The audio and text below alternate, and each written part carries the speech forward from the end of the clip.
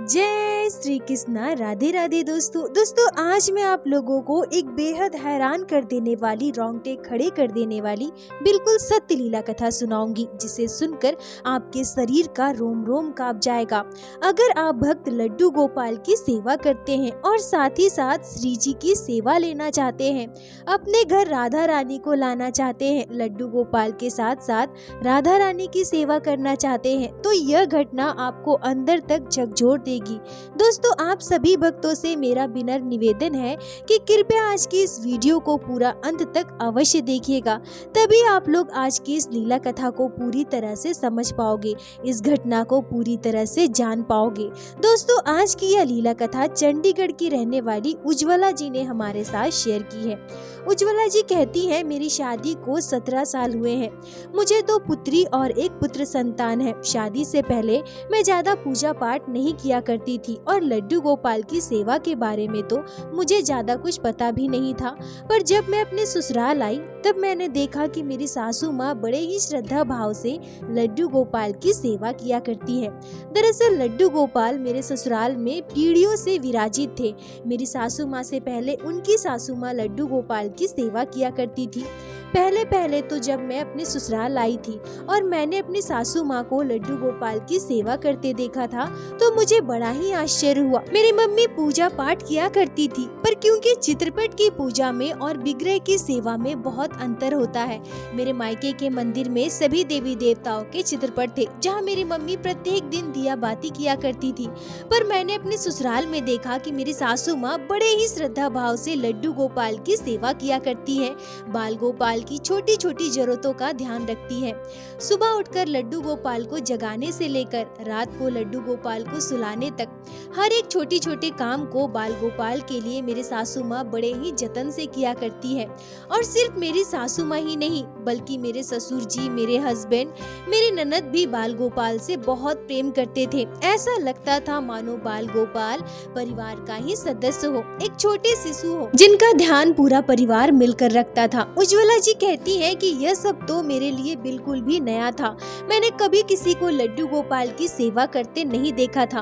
अब जब मैं प्रत्येक दिन अपनी सासू माँ को लड्डू गोपाल की सेवा करते देखा करती थी, और अब तो मेरी सासू माँ भी मुझसे लड्डू गोपाल की सेवा में मदद करवाया करती थी। बाल गोपाल के लिए मैं छोटी छोटी चीजें किया करती थी, जैसे लड्डू गोपाल के भोग के लिए कभी हलवा बनाना, कभी कोई और चीज बनाना, तो कभी लड्डू गोपाल के वस्त्र धोना, अपने सासू माँ के साथ बाजार जाकर लड्डू गोपाल के लिए नई नई पोशाकें खरीदना, उनके लिए सुंदर सुंदर श्रृंगार का सामान खरीदना, ये सब कुछ मुझे बहुत ही अच्छा लगता था। धीरे धीरे मेरे मन में भी लड्डू गोपाल के प्रति श्रद्धा भक्ति जाग गई। लड्डू गोपाल मुझे भी बहुत प्यारे लगने लगे। कुछ ही महीनों में मैं भी अपनी सासू माँ के साथ मिलकर लड्डू गोपाल की संपूर्ण सेवा करने लगी। और अब तो स्थिति ऐसी हो गई कि जब मैं अपने मायके जाया करती थी तो वहाँ मेरा मन बिल्कुल भी नहीं लगता था। 2-4 दिन बीत जाने के बाद मन करता था कि मैं अभी अपने ससुराल चली जाऊं और लड्डू गोपाल के दर्शन करूं। मेरे बाल गोपाल क्या कर रहे होंगे, उनके स्नान का समय हो गया, उन्हें भोग लगाने का समय हो गया, उनके शयन का समय हो गया, ये सारी बातें मेरे मन में चला करती थी। जबकि मुझे यह भली भांति पता था कि मेरी सासू माँ तो वर्षों से लड्डू गोपाल की सेवा इतने जतन से किया करती है। मुझसे ज्यादा प्रेम तो मेरी सासू माँ लड्डू गोपाल से करती है, मुझसे ज्यादा सेवा का भाव तो मेरे सासू माँ के मन में है। पर फिर भी पता नहीं क्यों लड्डू गोपाल के लिए मेरे मन में एक अलग ही अनुभूति होती है। जैसे एक माँ अपने छोटे बच्चे को अगर घर पर छोड़कर कहीं चली जाए तो का ध्यान अपने बच्चे पर ही लगा रहता है, ठीक उसी तरह से लड्डू गोपाल से मुझे इतना ज्यादा प्रेम हो गया था। और सच कहूँ तो लड्डू गोपाल के लिए मेरा प्रेम और भी ज्यादा प्रगाढ़ किसी और कारण से हुआ, किसी और घटना के जरिए हुआ। दरअसल मेरी शादी के लगभग 2 साल बीत गए थे, पर मैं गर्भवती नहीं हुई थी। सभी के मन में चिंता उत्पन्न हो गई। हमने अलग अलग डॉक्टरों को दिखाया, पर कहीं से कोई फायदा नहीं मिल रहा था। तभी मेरी सासू माँ ने मुझसे कहा कि बेटा लड्डू गोपाल सबकी सुनते हैं, सबके मनोकामनाओं की पूर्ति करते हैं और ये तो हमारे घर के ठाकुर हैं। देखो, हम तो प्रार्थना कर ही रहे हैं, पर तुम मन से अगर पूरे श्रद्धा भाव से लड्डू गोपाल से प्रार्थना करोगी ना, तो देखना लल्ला तुम्हारी जरूर सुनेंगे। उज्ज्वला जी कहती हैं कि मेरी सासू माँ के कहे अनुसार मैं प्रत्येक दिन सच्चे हृदय से लड्डू गोपाल से प्रार्थना करने लगी। मैं कान्हा से कहा करती थी, हे कान्हा, मैंने तो आपको अपना पुत्र मान लिया है, पर मेरी गोद में आपके जैसा एक लल्ला दे दो। उज्ज्वला जी कहती हैं कि मैं प्रत्येक दिन लड्डू गोपाल की सेवा के दौरान उनसे ढेरों बातें किया करती थी, उनसे बस यही प्रार्थना किया करती थी। और यह बिल्कुल ही चमत्कार हुआ। बाल गोपाल से जब मैं अपने मन की बातें कहने लगी, उनसे प्रार्थना करने लगी, तो लगभग 2.5 महीने के अंदर अंदर मुझे खुशखबरी मिल गई। मैं गर्भवती हुई और मेरे बेटे का जन्म हुआ। दोस्तों, लीला कथा के बीच में मैं आप सभी से एक बात कहना चाहूंगी कि देखिए, आप भक्तों को यह पता ही होगा, फिर भी मैं बता दूं कि जब आप लड्डू गोपाल की सेवा करते हैं ना, तो सेवा के दौरान लड्डू गोपाल को जब आप स्नान कराती हैं, उन्हें पोशाक धारण करवाती हैं, उनका सुंदर श्रृंगार करती हैं, उन्हें भोग लगाती हैं, तब अपने लल्ला से बात किया कीजिए। अपनी सारी परेशानियां, अपनी सारी खुशियां, या फिर आपके मन में जो भी बातें चल रही हो, जो आप किसी और को शायद नहीं बता सकती हैं, वो सब कुछ अपने लड्डू गोपाल को बताएं। और अगर ऐसा भी है कि आप बोल बोल कर अपने लड्डू गोपाल से बात नहीं कर पा रहे हैं, तो आप मन ही सही, पर अपने लल्ला से बात कीजिए। फिर आप देखना आपके लड्डू गोपाल कितने प्रसन्न होंगे और आपकी इच्छाएं, आपकी मनोकामनाएं अवश्य पूर्ण होगी। अब मैं लीला कथा में वापस आती हूँ। उज्ज्वला जी कहती है कि सच कहूँ तो जब लड्डू गोपाल की कृपा से मेरे बेटे का जन्म हुआ, तब मेरा विश्वास लड्डू गोपाल पर और भी अटूट हो गया। मैं अपने कान्हा से और प्रेम करने लगी। ऐसा मानो कि लड्डू गोपाल ही मेरे सब कुछ हो। मैं अपने मन की हर व्यथा, हर खुशी सबसे पहले लड्डू गोपाल को बताती थी, और यह मैं अपने आप पर ठाकुर जी की बहुत बड़ी कृपा मानती हूँ कि मेरा ब्याह ऐसे परिवार में हुआ जहाँ मुझे लड्डू गोपाल की भक्ति मिली, जहाँ मुझे लड्डू गोपाल की सेवा करने का सौभाग्य मिला। उज्ज्वला जी कहती हैं कि ऐसे ही समय बीतता रहा। हमारा परिवार बहुत ही खुशहाल था। मेरे हस्बैंड सरकारी स्कूल के शिक्षक थे, मेरे ससुर जी कपड़े का दुकान चलाते थे। परिवार में किसी चीज का अभाव नहीं था। उज्ज्वला जी कहती हैं कि 2020 में हमारे जीवन में एक ऐसी घटना घटी, जिस घटना के बाद हमारे जीवन में बहुत कुछ बदल गया। हमारे जीवन में मानो तूफान आ गया। जैसा कि मैंने बताया, लड्डू गोपाल हमारे घर पीढ़ियों से विराजित थे। मेरी सासू माँ से पहले उनकी सासू माँ लड्डू गोपाल की सेवा किया करती थी। मुझे तो शादी के बाद ससुराल में ही लड्डू गोपाल की सेवा के बारे में पता चला था, पर राधा रानी की सेवा के बारे में हम में से किसी को भी विशेष जानकारी नहीं था। 2020 में कोरोना काल में हम सभी अपने अपने घरों में कैद थे। तब हम सभी अधिकतर अपना समय व्यतीत करने के लिए मोबाइल चलाते थे, मोबाइल पर वीडियोस देखते थे। इसी दौरान मुझे राधा रानी की सेवा के बारे में पता चला। मैंने YouTube पर सबसे पहले एक वीडियो देखा था, जहां भक्त अपने लड्डू गोपाल के साथ साथ राधा रानी की सेवा कर रही थी। छोटी सी बाल राधिका की सेवा होते मैंने पहली बार YouTube पर देखा था। लड्डू गोपाल के साथ विराजित छोटी सी बाल राधिका, जिन्होंने सुंदर श्रृंगार किया था। बाल राधिका को देखकर मुझे बड़ा ही प्यारा लगा। पहले तो मुझे लड्डू गोपाल की सेवा के बारे में ही पता नहीं था, पर अब जब राधा रानी की सेवा के बारे में पता चला, मैं उनकी सेवा वीडियो देखने लगी तो मुझे बड़ा ही आश्चर्य हुआ। अब मैं YouTube पर कई ऐसे वीडियो देखा करती थी जिसमें भक्त लड्डू गोपाल के साथ साथ राधा रानी की सेवा करती हो। उज्ज्वला जी कहती हैं कि जितना श्रृंगार हम लड्डू गोपाल का करते हैं, उससे कई ज्यादा श्रृंगार राधा रानी का किया जाता है। राधा रानी को प्रत्येक दिन दुल्हन की तरह सजाया जाता है, कभी उन्हें घर की छोटी बिटिया की तरह सजाया जाता है, उनका सुंदर श्रृंगार किया जाता है। अब मैं प्रत्येक दिन लड्डू गोपाल के साथ साथ राधा रानी की सेवा की कई वीडियो देखा करती थी। बाल राधिका इतनी प्यारी लगने लगी मुझे। हमारे लड्डू गोपाल और श्रीजी की कृपा से मेरे मन में यह भाव आया कि मुझे राधा रानी की सेवा लेनी है, मुझे भी हमारे घर राधा रानी को विराजित करना है। अब क्योंकि हमारे घर लड्डू गोपाल की सेवा तो पीढ़ियों से होती थी, तो मैंने यह भी सोच लिया कि लड्डू गोपाल के साथ साथ मैं राधा रानी की सेवा भी कर लूंगी, मुझे किसी प्रकार की कोई दिक्कत नहीं होगी। अब ये सारी बातें मैंने अपनी सासू माँ से कही, तो पहले तो मेरी सासू माँ ने बिल्कुल भी इनकार कर दिया। वो मुझसे कहती है कि मैं कभी किसी के घर राधा रानी की सेवा होते नहीं देखी हूँ। ना ही हमारे किसी रिश्तेदार या फिर पड़ोसियों के घर राधा रानी की सेवा होती है।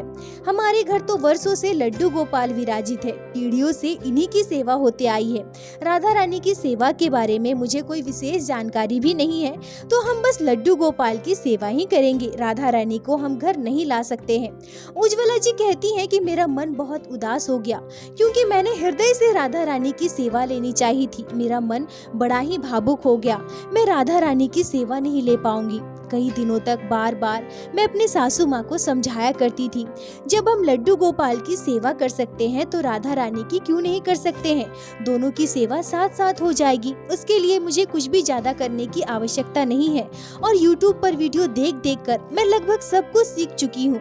लड्डू गोपाल के साथ साथ राधा रानी की सेवा कैसे करते हैं। मम्मी जी आप बिल्कुल भी परेशान मत होइए। हम जैसे लड्डू गोपाल की सेवा अच्छे से करते हैं ना, वैसे ही राधा रानी की सेवा भी कर लेंगे और जो हमें पता नहीं होगा हम YouTube पर देखकर सीख सकते हैं। पर मेरी सासू माँ ने बिल्कुल भी मना कर दिया। उन्हें ऐसा लगता था कि जो हम वर्षों से करते आ रहे हैं वही उचित है। अगर हम कुछ नया करेंगे, अगर हम नए तरीके से किसी विग्रह की सेवा लेते हैं तो शायद यह हमारे परिवार के लिए अपशगुन हो सकता है। और ऐसे ही उनके मन में कई अन्य धारणाएं भी थी। मैंने उन्हें यह भी समझाया कि ऐसा कुछ भी नहीं है, लड्डू गोपाल और राधा रानी में कोई अंतर नहीं है।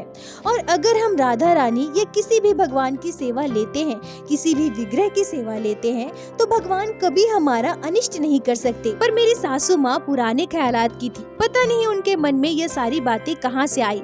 उन्होंने मुझे राधा रानी की सेवा के लिए बिल्कुल भी मना कर दिया। श्री राधा रानी की सेवा से जुड़ी मैं कई वीडियो अपनी सासू माँ को दिखाया करती थी, पर इसके बावजूद वो नहीं मानी। अब जब मेरी सासू माँ ने मुझे राधा रानी की सेवा के लिए मना कर दिया था तो मेरा मन बहुत उदास हो गया था। मैं इतनी दुखी हो गई थी कि मुझे किसी से बात करने की भी इच्छा नहीं होती थी। मैं बहुत उदास रहा करती थी, चुपचाप रहा करती थी। पर ऐसा बिल्कुल भी नहीं है कि मैं अपनी सासू माँ पर गुस्सा थी। हाँ, मेरा मन थोड़ा उदास जरूर था, पर मैं किसी से गुस्सा नहीं थी। मेरे मन में मेरी सासू माँ के लिए कोई गलत भावना नहीं थी। पर ऐसा होता है ना, जो हमसे बहुत ज्यादा बातें करते हैं, जिनसे हम बहुत ज्यादा घुल मिल गए हों, अगर वो हमसे थोड़ा बातचीत कम कर दे तो हमारे मन में यह बात आ ही जाती है कि शायद वो हमसे गुस्सा हो, नाराज हो। मेरी सासू माँ को भी मेरे बर्ताव से शायद ऐसा ही लगा। अब ये सारी बातें सोच सोच कर मेरी सासू माँ मुझसे कहती है कि देखो बहू, मुझे जो उचित लगा मैंने तुमसे कहा, पर फिर भी अगर तुम्हें इतना बुरा लग रहा है, तुम इतनी ज्यादा दुखी हो गई हो, तो तुम राधा रानी की सेवा ले सकती हो। मैं तुम्हें रोकूंगी तो नहीं, पर मैं बस यही कहूंगी कि हमारे घर वर्षों से लड्डू गोपाल की ही सेवा होते आ रही है। मुझे यह बिल्कुल भी उचित नहीं लग रहा है कि तुम राधा रानी को हमारे घर लेकर आओ। मेरा मन बहुत घबरा रहा है, कहीं कुछ अनिष्ट ना हो जाए। मैं कुछ भी नया नहीं करना चाहती, अब आगे तुम्हारी मर्जी। उज्ज्वला जी कहती है कि जब मेरी सासू माँ ने ऐसा कहा कि तुम राधा रानी की सेवा ले सकती हो तो मैं बहुत खुश हो गई। पर इसके बावजूद मेरी सासू माँ ने जो कुछ भी कहा उसे मैंने नजरअंदाज कर दिया, क्योंकि मुझे पता था कि राधा रानी की सेवा लेने से कभी हमारा अनिष्ट नहीं हो सकता। मैंने तो बस यह सोचा था कि एक बार राधा रानी हमारे घर आ जाए, फिर जब मेरी सासू माँ राधा रानी को गोद में लेंगी ना, उनकी सेवा करेंगी, तो उनके मन में जो डर है, जो गलत भावना है, वो सब दूर हो जाएंगी। वैसे मेरी सासू माँ की बिल्कुल भी इच्छा नहीं थी कि हमारे घर राधा रानी आए, हमारे घर राधा रानी की सेवा हो।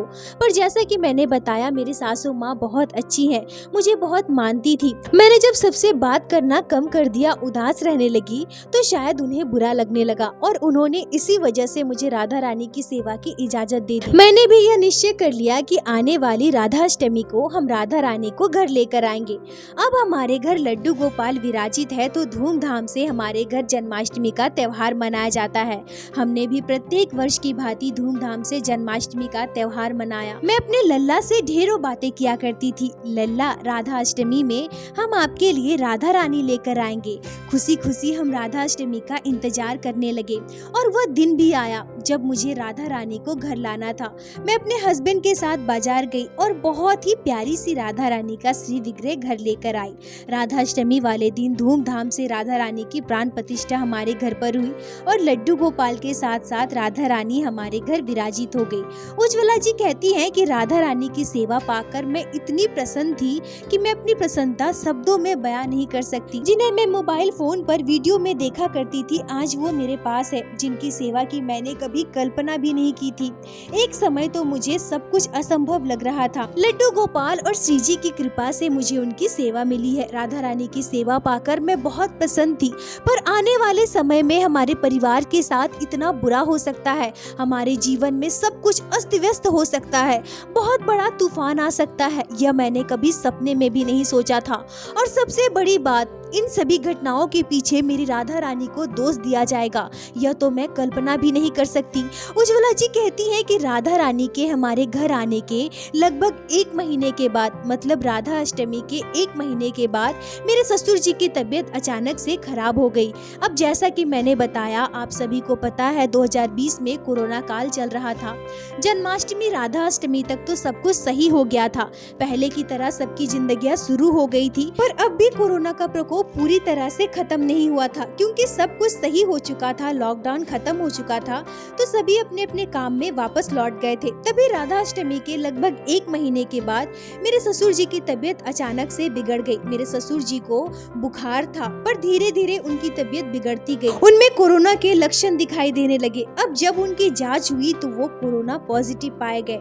हम सभी पर जैसे दुखों का पहाड़ टूट पड़ा। मेरे ससुर जी को अस्पताल में एडमिट किया गया, हमारा पूरा परिवार क्वारंटाइन हो गया। स्थिति ऐसी कि हम में से किसी को भी मेरे ससुर जी से मिलने की इजाजत नहीं थी। उस दौरान हमारे परिवार ने बहुत कुछ झेला है, मेरे ससुर जी ने बहुत तकलीफें झेली है। अब उस समय ऐसा था, कोरोना का प्रकोप इतना ज्यादा बढ़ गया था कि सभी के मन में कोरोना के लिए डर बैठ चुका था। हमारा कोई भी पड़ोसी, यहाँ तक कि हमारे रिश्तेदार भी हमसे मिलने नहीं आए। हम पूरा परिवार अकेला पड़ चुके थे। मेरे ससुर जी की हालत दिन ब दिन गंभीर होती जा रही थी। तभी लगभग 22 दिनों तक अस्पताल में एडमिट रहने के बाद मेरे ससुर जी हम सभी को छोड़कर चले गए, जो कि हमारे लिए बिल्कुल भी अविश्वसनीय था। अचानक से यह सब कुछ हो जाएगा, हमने कभी कल्पना भी नहीं की थी। ससुर जी के जाने के बाद हमारा परिवार जैसे बिखर गया। सासू माँ की हालत बहुत खराब हो चुकी थी, उनकी स्थिति एकाएक बहुत बिगड़ गई। अभी कुछ ही दिनों पहले तक तो सब कुछ ठीक था, पर ऐसे मेरे ससुर जी हम सभी को छोड़कर चले जाएंगे, यह बिल्कुल भी स्वीकार करने योग्य नहीं था। उज्ज्वला जी कहती हैं कि हमारे परिवार पर इतनी बड़ी मुसीबत आई थी कि हम में से किसी का भी दिमाग सही से काम नहीं कर रहा था। तभी मेरी सासू माँ कुछ ऐसा कहती है जिससे कि हमारे परिवार में तूफान आ जाता है। मेरे सासू माँ के दिमाग में पता नहीं यह बात कहाँ से आई, कैसे उन्होंने यह सोच भी लिया कि इन सब के पीछे राधा रानी जिम्मेदार है। उज्ज्वला जी रोते हुए कहती है कि आज भी मुझे वह दिन अच्छे से याद है, और जब तक मैं जिंदा रहूंगी मैं उस दिन को कभी नहीं भूल सकती, वो अपमान कभी नहीं भूल सकती। मेरे ससुर जी के अंतिम संस्कार की तैयारी चल रही थी, रिश्तेदारों से पड़ोसियों से घर भरा हुआ था, सभी बहुत रो रहे थे। मेरी सासू माँ बार बार बेहोश हो रही थी। तभी मैं अपनी सासू माँ के लिए पानी लेकर उनके पास जाती हूँ तो वो मेरा हाथ झटक देती है, रोते हुए मुझे धक्का दे देती है और कहती है कि इन सब के पीछे तू जिम्मेदार है। बड़ी आई थी ना राधा रानी की सेवा करने वाली, मैंने तुमसे कहा था ना बहू कि ये सब मत करो, अनिष्ट हो जाएगा। हमारे घर में लड्डू गोपाल वर्षों से विराजित है, पीढ़ियों से उनकी सेवा होते आई है। राधा रानी की सेवा हमारे घर में कभी नहीं हुई और नए सिरे से मैं कुछ भी करना नहीं चाहती थी। पता नहीं क्या अनिष्ट हो जाए, पर तुमने मेरी बात नहीं मानी, तुमने अपने मन की और देखो आज क्या हो गया। तुम्हारे ससुर जी बिल्कुल स्वस्थ थे, पर सिर्फ तुम्हारी वजह से, राधा रानी की सेवा लेने की वजह से आज ये सब कुछ हो गया। और अब तुम बहुत खुश हो ना बहू, कर लिया ना अपने मन का, कर दिया ना सब कुछ खत्म। बहू तुमने ये क्यों किया तुमने? मेरा सुहाग तुमने मुझसे छीन लिया, ये क्या कर दिया बहू तुमने, ये क्या कर दिया। दोस्तों उज्ज्वला जी भावुक होकर रोते हुए कहती है कि मुझ पर उस दिन क्या गुजरी थी यह बस मैं ही समझ सकती हूँ। सभी के सामने मुझे यह सब कुछ कहा गया, इतने सारे लोगों के बीच मेरी राधा रानी पर उंगली उठाई गई, मैं तो जैसे टूट गई थी। मेरी आंखों के सामने अंधेरा छा गया। मेरी राधा रानी जो करुणामयी है वो भला किसी का सुहाग छीन ले, वो भला किसी के साथ इतना बुरा कर दे, यह भावना मेरी सासू माँ के मन में कैसे आ सकती है। उज्ज्वला जी कहती है कि मैं तुरंत अपने सासू माँ के पैर पकड़ ली और उनसे कहने लगी कि मम्मी जी ऐसा मत कहिए, ऐसा मत कहिए मम्मी जी, आप ऐसा क्यों सोच रही हैं? हमारी राधा रानी जो परम कृपालु है वो ऐसा कैसे कर सकती है? नहीं मम्मी जी, वो ऐसा बिल्कुल नहीं कर सकती। मम्मी जी आप ऐसा मत कहो, मत कहो मम्मी जी। मेरी सासू माँ ने मुझे धुतकार दिया और कहने लगी कि मुझसे दूर हो जाओ, दूर हो जाओ, मेरे पास मत आओ, आज सब कुछ तुम्हारी वजह से हुआ है। यह कहकर मेरी सासू माँ खूब रोने लगी। उज्ज्वला जी कहती है कि मुझे इतनी तकलीफ हो रही थी कि मैं शब्दों में नहीं बता सकती। ऐसा लगा जैसे एक ही पल में सब कुछ खत्म हो गया हो। मेरे ससुर जी के जाने की पीड़ा और ऊपर से मेरी राधा रानी के लिए मेरी सासू माँ के मन में ये सारी बातें, इतना सब कुछ कह गई मेरी सासू माँ। मेरी राधा रानी के लिए इतना बुरा कहा, मुझे बिल्कुल भी बर्दाश्त नहीं हो रहा था। मेरे ससुर जी का अंतिम संस्कार हुआ और अब जब तक क्रियाकर्म बीत न जाए तब तक तो मैं लड्डू गोपाल और श्री जी की सेवा नहीं कर सकती। तो इसी वजह से हमने दोनों की सेवा मंदिर में दे रखी थी।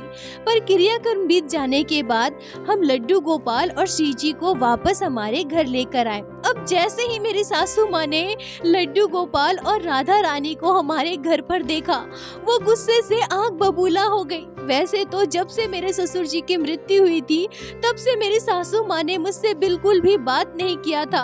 उन्होंने मुझसे बात करना एकदम से बंद कर दिया था। पर अब जब लड्डू गोपाल और राधा रानी फिर से हमारे घर आए तो मेरी सासू माँ ने साफ साफ मेरे हस्बैंड से कह दिया कि जिनकी वजह से मैंने अपना पति खोया है, जिनकी वजह से मेरा संसार उजड़ गया, अब जब फिर से उनकी सेवा इस घर में होगी तो मैं इस घर में नहीं रहूंगी। उज्ज्वला जी कहती है कि मेरी एक ननद भी है जिनकी शादी मेरी शादी के लगभग 4 साल बाद हुई। मैंने अपनी सासू माँ को बहुत रोका, उन्हें बहुत समझाया, पर ऐसा मानो वो मुझसे नफरत करने लगी थी। मेरी बातों को समझना तो दूर, वो मुझसे बात तक करना नहीं चाहती थी। उन्होंने मेरी बात सुनी तक नहीं। मेरे हस्बैंड ने भी मेरी सासू माँ को बहुत समझाया पर वो हम दोनों की बात नहीं मानी और अपनी बेटी के घर चली गई। और मेरी ननद ने भी अपनी माँ का ही साथ दिया और उन्हें अपने साथ लेकर चली गई। उज्ज्वला जी कहती है कि जब मेरी सासू माँ हमारे घर से चली गई तो मैं बिल्कुल टूट गई थी। कई बार मेरे मन में भी यह बात आई कि क्या मैं इतनी बुरी हूँ? क्या सब कुछ मेरी वजह से हुआ है? क्या राधा रानी की सेवा की वजह से ये सब कुछ हुआ है? मन में यह भाव भी आया, यह ख्याल भी आया कि मैं एक माँ को अपने बेटे से दूर कर रही हूँ। मेरी वजह से मेरे हस्बैंड अपनी माँ से दूर हो रहे हैं। मैं ऐसा नहीं कर सकती। मैं राधा रानी को कल ही मंदिर में रख कर आऊंगी। मैं उनकी सेवा नहीं करूंगी, नहीं करूंगी। पर जब जब मैंने ऐसा सोचा, मेरे अंतरात्मा ने जैसे मेरा मार्गदर्शन किया हो। और मैं यह भी कहना चाहूंगी कि मैं सपने में साक्षात श्री कृष्ण के बाल स्वरूप लड्डू गोपाल और हमारी राधा रानी के दर्शन की हूँ। मैंने यह भी अनुभव किया कि हमारे परिवार में लड्डू गोपाल और राधा रानी की परम कृपा है। मैंने अपने सपने में यह भी आभास किया कि हमारी राधा रानी और लड्डू गोपाल मुझे एहसास करवाना चाहते हैं, मुझसे यह कह रहे हो कि सभी हमारे कर्मों का फल है और मेरे ससुर जी के साथ जो भी हुआ वो नियति का लिखा हुआ था। मेरे लड्डू गोपाल और राधा रानी ने यह स्पष्ट रूप से मुझे आभास करवाया कि वो साक्षात हमारे घर विराजित है और उनकी कृपा हमारे परिवार पर सदैव बनी हुई है। अब इतना सब कुछ महसूस होने के बाद, ये सब कुछ होने के बाद मैं भला अपनी राधा रानी को खुद से दूर कैसे कर दूं? कैसे मैं राधा रानी को लड्डू गोपाल से अलग कर दूं? नहीं, मैं ऐसा नहीं कर सकती, कभी नहीं कर सकती। उज्ज्वला जी कहती है कि मेरे ससुर जी के जाने के बाद वैसे ही मेरे हस्बैंड बिल्कुल टूट चुके थे। अब जब मेरी सासू माँ भी उन्हें छोड़कर चली गई तो वो बिल्कुल मायूस हो गए, बहुत दुखी रहा करते थे। पर यह मैं अपने आप पर लड्डू गोपाल और राधा रानी की परम कृपा समझती हूँ, जो मेरे हस्बैंड ने हमेशा मेरा साथ दिया। उन्होंने कभी भी मेरे ससुर जी की मृत्यु के लिए मेरी राधा रानी को जिम्मेदार नहीं ठहराया। कभी मुझे भला बुरा नहीं कहा, हमेशा कोशिश जारी रखी कि अपनी माँ को समझा बुझाकर घर वापस लेकर आए। पर आज इस घटना को 3 वर्ष बीत गए हैं, पर आज भी मेरी सासू माँ की सोच नहीं बदली है। 3 वर्षों में वो कभी भी घर वापस नहीं आई। मैं अपने हस्बैंड और बच्चों के साथ अपने ननद के घर भी जाती हूँ, बार बार यही उम्मीद लेकर जाती हूँ कि मेरी सासू माँ मुझसे बात करेंगी। मैं उन्हें समझाने की अब भी कोशिश करती हूँ, उन्हें मनाने की कोशिश करती हूँ, पर वो मुझसे बात ही नहीं करती। कई रिश्तेदारों ने भी उन्हें समझाने की कोशिश की, पर मेरी सासू माँ अब भी किसी की नहीं सुनती। उन्होंने अपने मन में जो बात बिठा रखी है वो अपने मन से निकालना ही नहीं चाहती। मेरे ससुर जी के साथ जो भी हुआ वो भाग्य का लिखा हुआ था, कर्मों का फल था। इसमें मेरी राधा रानी की कोई गलती नहीं है। मुझे बहुत दुख होता है कि मैं अपनी सासू माँ को समझा नहीं पा रही हूँ। लाख कोशिशों के बाद भी हम उन्हें समझा बुझाकर घर वापस नहीं ला पा रहे हैं। मैं अपने लड्डू गोपाल और राधा रानी से बस यही प्रार्थना करूंगी कि हे मेरे ठाकुर जी, आपके लिए तो कुछ भी नामुमकिन नहीं है। बस इतनी कृपा करो कि मेरी सासू माँ को अपनी भूल का एहसास हो। उनका मार्गदर्शन कीजिए, उन्हें एहसास दिलवाइए कि उनकी सोच गलत है। हमारी राधा रानी की महिमा उन्हें समझ आए, उनके मन में राधा रानी के लिए प्रेम जागे, भक्ति जागे और वो वापस हमारे घर आ जाए। बस इतनी कृपा करो, बस इतनी कृपा करो। उज्ज्वला जी, आपका बहुत बहुत धन्यवाद जो आपने लड्डू गोपाल हमारी राधा रानी की इस लीला को हमारे साथ शेयर की, जिसे मैं हमारे चैनल के माध्यम से बाकी सारे भक्तों तक पहुंचा सकी। अपना साथ और प्यार ऐसे ही बनाए रखे। दोस्तों, इस घटना पर मैं क्या कहूँ, मेरे पास शब्द नहीं है। हमारी राधा रानी जो दया की मूर्ति है, परम कृपालु है। वो कहते हैं ना, राधा राधा जपोगे तो कृष्ण मिल जाएंगे। तो भला राधा रानी के होने से हमारे परिवार के साथ अनिष्ट कैसे हो सकता है? ये सोचना भी हमारे लिए अपराध है। दोस्तों, कर्मों का फल भोगना पड़ता है, इसके लिए हमेशा सभी को तैयार रहना चाहिए। जीवन में जब बुरा समय आए तो उसके लिए कभी भी भगवान को दोष ना दे, बल्कि उनसे प्रार्थना करे कि हे ठाकुर जी, हमारे जीवन में आने वाले हर मुसीबत में आप हमारे साथ रहें। मेरी राधा रानी कृपा करे, बुरे से बुरे समय में आप हमारे साथ रहें, कभी भी हमारा साथ ना छोड़े। और दोस्तों, ये सारी गलत भावनाएं कभी भी किसी के मन में ना आए। यह महापाप है, जघन्य अपराध है। और दोस्तों, इस घटना पर आपके क्या विचार है, आपके क्या राय है, कमेंट में जरूर बताएं। मुझे आप सभी के कमेंट का इंतजार रहता है। और प्रत्येक दिन की भांति लीला कथा के अंत में मैं आप सभी भक्तों से हाथ जोड़कर प्रार्थना करूंगी, ठाकुर जी की भक्ति कीजिए, लड्डू गोपाल की सेवा कीजिए, नाम जाप कीजिए और एक बार मेरे साथ प्रेम से कहिए, बोलो बांके बिहारी लाल की जय, लड्डू गोपाल की जय, जय जय श्री राधे। दोस्तों, यदि आप लोगों को आज की यह लीला कथा अच्छी लगी हो, आपके हृदय को स्पर्श की हो, तो कृपया वीडियो को लाइक कर अपने दोस्तों के साथ शेयर अवश्य करें, जिससे बाकी भक्त भी लड्डू गोपाल की इस अद्भुत लीला कथा का श्रवण कर सके। और हमारे चैनल को सब्सक्राइब करें, जिससे प्रत्येक दिन आप लोग हमारे चैनल पे श्री बांके बिहारी श्री लड्डू गोपाल की अद्भुत लीला कथाएं श्रवण कर सके। दोस्तों, यदि आपके जीवन में घटी हो कोई भी चमत्कारी घटना या लड्डू गोपाल ने कभी भी की हो कोई भी लीला जिसे आप हमारे साथ शेयर करना चाहते हैं, तो कृपया हमें इंस्टाग्राम पे मैसेज करें। हम आपसे कांटेक्ट करेंगे और आपकी उस लीला कथा को हमारे चैनल पे बाकी सारे भक्तों के साथ शेयर अवश्य करेंगे। लड्डू गोपाल की कृपा आप पर और आपके पूरे परिवार पर बनी रहे। राधे राधे दोस्तों।